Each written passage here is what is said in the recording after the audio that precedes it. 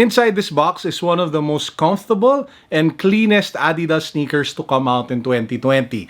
No, it's not the Yeezy, and no, it doesn't even have Boost. This is the Commonwealth Adidas Consortium Response, and yes, it was designed and visualized by a company with Filipino roots. Hey guys, Carlo here. Welcome to my vlog, and this is my unboxing and on-feet review of what I think is one of the best sneakers of 2020. Let's go.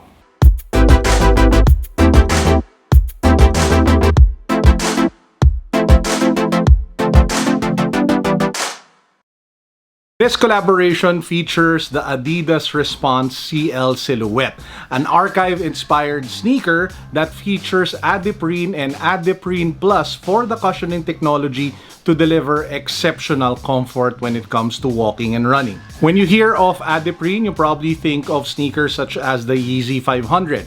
Compared to the Yeezy 500, the execution of the Adiprene and Adiprene Plus on this sneaker is so much more smoother and seamless. The Adiprene is balanced all throughout your entire underfoot, which means that there are no uncomfortable spikes that you usually feel in certain portions of your foot when it comes to the Yeezy 500. The end response is exceptional pillow-like comfort throughout your entire feet, especially when it comes to the midfoot and your heel. However, comfort is not just about cushioning. It's not just about the midsole. It also has a lot to do with the breathability and flexibility of the upper. For this sneaker, they use spacer mesh, an incredibly airy material that I personally first encountered with the OFF WHITE Nike Presto. The use of this amazingly porous material ensures 360-degree comfort from the midsole to the side panels and to the top of your feet. So when it comes to comfort, I can easily give this pair, the Commonwealth Adidas Consortium Response CL,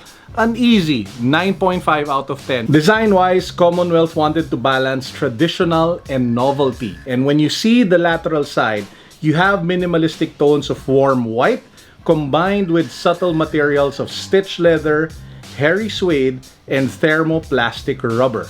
When you flip it over to the medial side, this is where it becomes a little bit more novel. You have faded earth tones which complement the white upper incredibly well.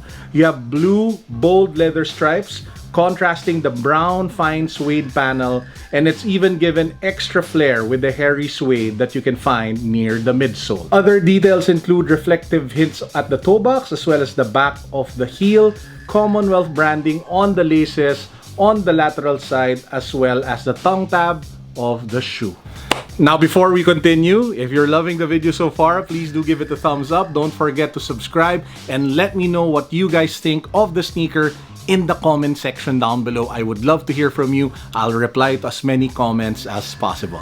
Let's get on with the review. The Commonwealth Adidas Consortium Response CL is now available here in the Philippines for 7,500 pesos, and you should be able to find them in most Commonwealth branches here in the Philippines. It is arguably, in my opinion, one of the best collaboration. Actually, scratch that. It is one of the best and cleanest sneakers to come out in 2020. This is not sponsored. I paid for this sneaker in full, and I am really loving it. Maybe because I'm so into a white sneaker phase right now, and I'm loving minimalist white sneaker designs. It's fresh, it's comfortable, it's impeccably timeless, and it's one of my favorite shoes for the year. Guys, this is my on-feet review and unboxing of the Commonwealth Adidas Sneaker Consortium Response CL. And with that said, I hope you guys enjoyed the vlog. This is Carlo signing out. As usual, peace, God bless. What's up? Boom.